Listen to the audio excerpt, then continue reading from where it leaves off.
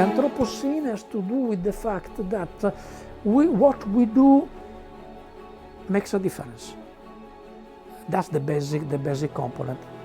Once upon a time, what we were doing had no influence on a general scale. So there was no reason to be worried about that. What we do now, well, during the past 2 centuries, is changing the ways in which nature works, which means we have to develop an understanding of the situation as a whole, not only in its pieces or its components. And again, this is something that requires a new scientific vision. It's not something that pertains to, say, traditional science. I'm not saying bad words, traditional science. It has been absolutely helpful in many respects. But nevertheless, well, science is an historical achievement. I mean, the science of 1 century ago was different from the science today. The science 1 century ahead will be different from the science of today. So it is an historical development, and aiming at developing science is not against science, is looking at something that is able to address the challenges of the 21st century. So we have two basic understanding. The reactive vision, which is the normal one, works well for physical, inanimate systems. No problem about that. But the idea is that the anticipatory vision works well for all the other systems. I mean, the biological, the psychological, and the social systems, and possibly many others. So in order to understand the biology, psychology, and the social sciences, we need not to forget the reactive component, because, I mean, sometimes it simply works, but to add a different vision of things. So, why this is important, and which are the basic issues behind all this? The vision, I won't be able to realize it or to develop it, but the basic understanding is to turn upside down the human and social sciences from primarily past-oriented to primarily future-oriented sciences. I mean, a sociology that refuses to address forthcoming challenges serves nothing. Where future studies came from? Essentially, they came from the rising level of uncertainty characterizing our epoch. Things are changing, but not only, I mean, things have always been changing. The difference is that things are changing in an accelerated way. They are changing faster and faster and faster, and they are touching upon deeper and deeper issues. And this, I mean, people are confused from that point. They do not understand what's happened. Things are changing on many different scales: technological, social, valorial. They change on geopolitical scale. I mean, everything is changing in a deeper and deeper way, and this rises the level of uncertainty. So future studies help in keeping uncertainty under control. Essentially, the basic lesson we have learned is that information coming from the past is no more sufficient for knowing what we have to do. We need a wider information basis, but where shall we look for new information? So apart from those that came from the past, which are, again, we have to use them in any way, but we have to look also to information coming from the future, if I can say so, because these are the new pieces of information that may help us in better understanding the transformations we are going to face. What I would like to propose is a different vision. At least for some systems, things are different, because these systems are able to make plans. They have ideas of the future. They have, for instance, psychological attitudes, hopes and fears. But hopes and fears are forward-looking attitudes. There are ways of facing what may happen. So, in one word, just to use a very specific frame of reference, all these systems have models. They have ideas of the future. Of course, a model or an idea is not the real reality. It's something, an idea of what may happen. But the important aspect is that they modify their behaviors according to the models they have. So they use, in some sense, information coming from the future through models in order to behave differently today. At CST, we have also done some really wonderful work about developing methods of specifically working with what we call pockets of the future in the present. You know, these little seeds of the Anthropocene. So for us, practically, that has been a really very successful sort of line of work and something that we found to be very useful. Let me provide a very simple exemplification. Watching a weather forecast is not an anticipatory behavior in my understanding, because weather forecasts are model. They tell us what may eventually happen tomorrow or in a few days. And we also know that they lie. It's much better to say tomorrow it will be a raining day, but then there will be sun shining, than the other way around. But apart from that, they are just models. They say what may happen. But instead, if we watch a weather forecast and as a consequence of what we have seen, take our umbrella before going to work, that's an anticipatory behavior. We have seen an idea of the future and we have changed our behavior according to that idea. An anticipatory behavior is not a guarantee of success. We may have taken our umbrella, but unless we are in the UK, there is no guarantee that it will rain. So an anticipatory behavior may be wrong, but nevertheless, an anticipatory behavior is more robust than a purely reactive behavior. If we wait the rain before looking for an umbrella, well, we get wet. It's not a problem of being or becoming more certain. It's a problem of understanding what is going to happen, what may happen. So it's a kind of sense-making process more than I know that this will be the outcome. Because we do not know, as a matter of fact. I'm not, looking in the crystal ball. I'm not looking the, tarots or this kind of thing. So I do not know what will happen. What I can do is being aware of what may happen, which is an entirely different frame of mind. The present is very important. All our models of the future are developed in the present, and all our decisions should be taken now. So the present is absolutely important. One connection between futures literacy and the present is the following. Futures literacy as an idea should be filled in with various contents. What is there? I mean, we should make it precise. And one of the contents is to understand the different ways in which we can address the future. For instance, one way is planning. Well, planning is one way to prepare for the future. Another way is contingency planning. Planning usually means conquering the future from the present. We have a problem today, we try to solve it tomorrow, and more often than not, when we arrive there, we discover that the problems are different. Okay, doesn't matter. But that's one of the limitations of planning.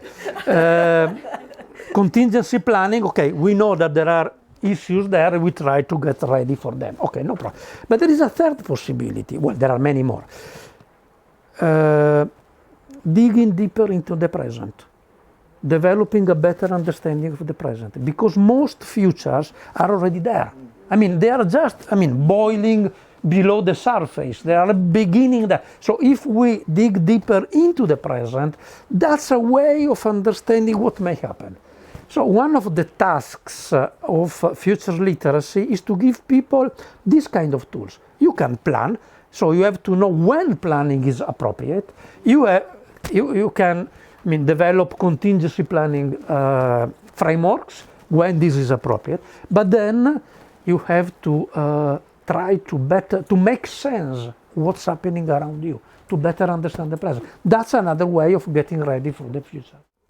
The connection between future studies and resilience from this point of view is absolutely direct. Resilience, what is resilience in my understanding, is the capacity to be able to come back and to work again after a shock, to recover after a shock. Of course, before and after a shock, we may be different. The system we are, or whichever system we are considering, may have been changed by the shock itself. No doubt about that. But the resilience is the capacity to come back to work and to reactivate our capacity of working. The connection with the future is actually the same. We are looking at the future because we need that information in order to be able to take better decisions, to explore the possibilities we have. The problem is to understand the pasts that are still alive, that are still able to suggest something, from the past that are silent, closed. An historical exemplification. In the medieval age, Greek culture was completely silent. Something gone. But Greek culture was very active and very productive for Renaissance. So there was a link between them. So the problem is to distinguish the past that are simply gone. They are no more able to suggest ideas or whatever, from the past that can still, they still have meaning. What is a classic? A classic is an old piece of literature, of art, or whatever, that still resonates with us, that is still able to suggest something. So, the issue of the connections between past, present, and future is much more tangled than many people believe. And so the past can be an inspiration for the future. The problem is two aspects. First, being able, and this is a kind of epistemological ability to raise the proper questions. That's first. But second aspect is, say, the ontological side, the ability to distinguish among the pasts that are silent and those that are still able to resonate, to give us new intuition. So there is a huge field of research in this case. So I'm not against the past. No, not at all.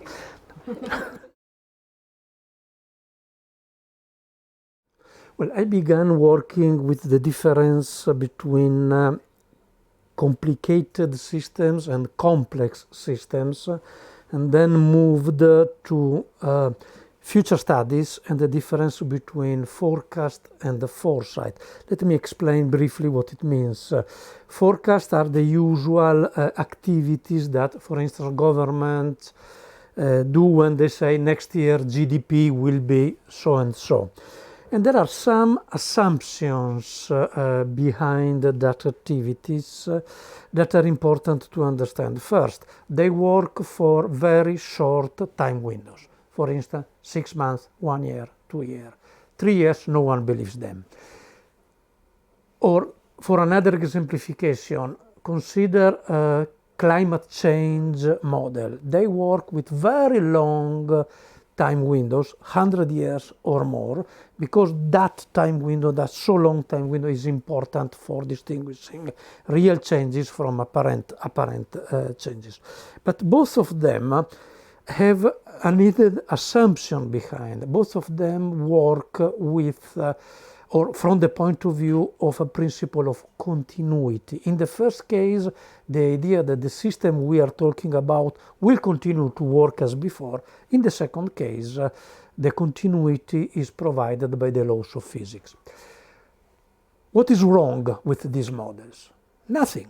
They work very well within their own boundaries.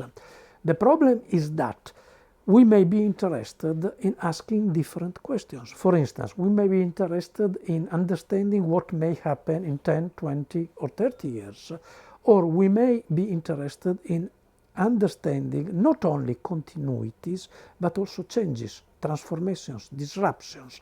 In these cases, forecast models do not work. They are not able to provide reliable information on transformations concerning intermediate time windows. Here is where we need a different framework. Here we need what we call foresight models. Which is the major difference? While forecast models say this will happen, foresight models are more interested in understanding the different ways in which things can unfold.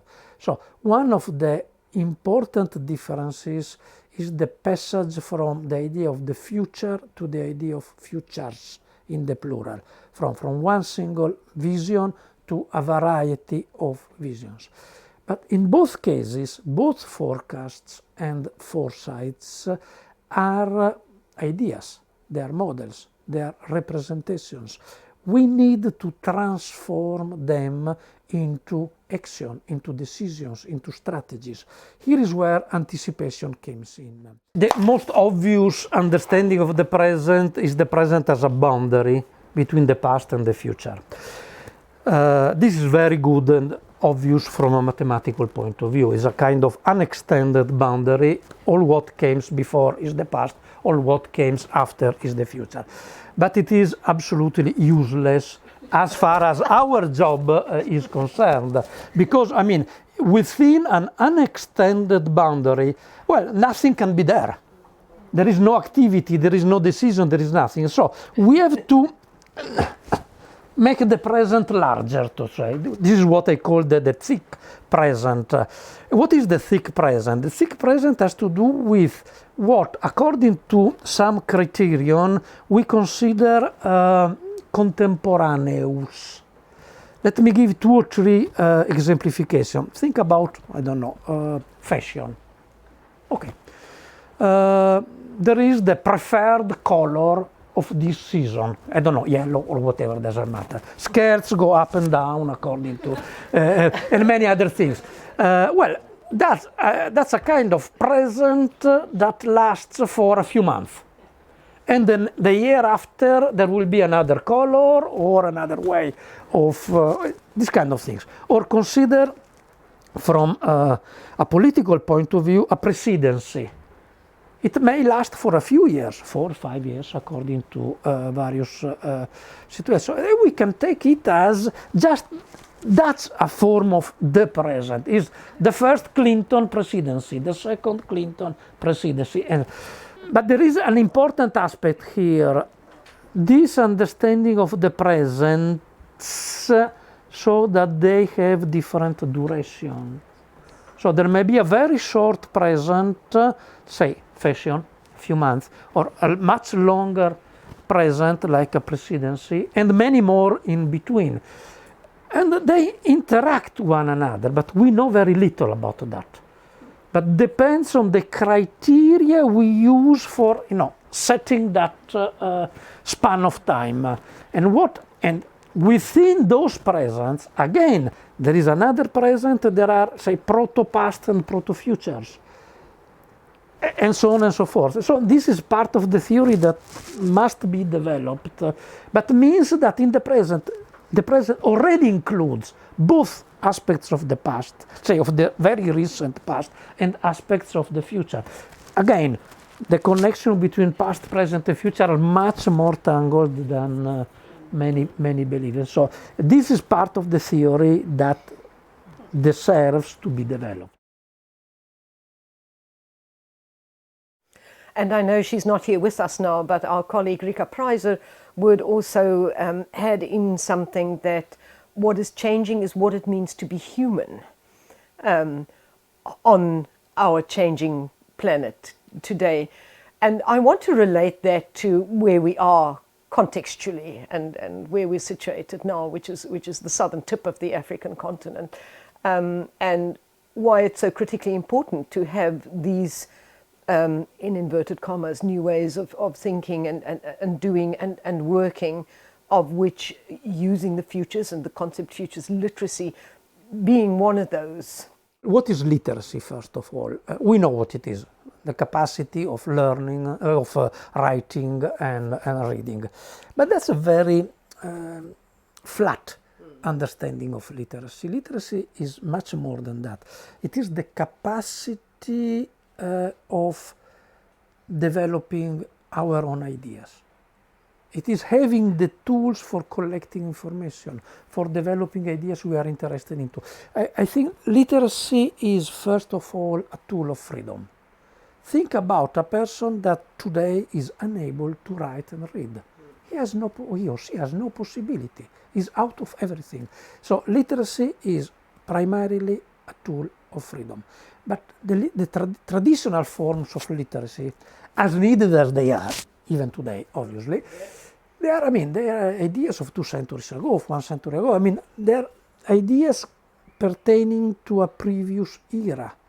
The question is, what is the literacy? What could be the literacy of the 21st century?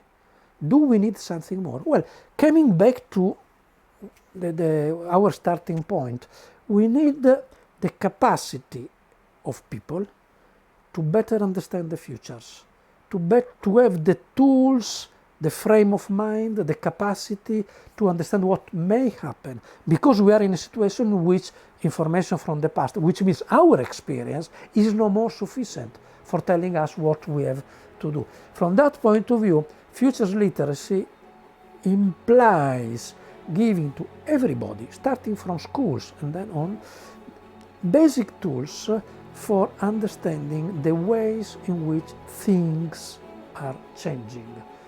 The capacity to maintain their ability to take decisions, to play a role, to be active, to do things, even in a situation that's becoming more and more complex and uncertain.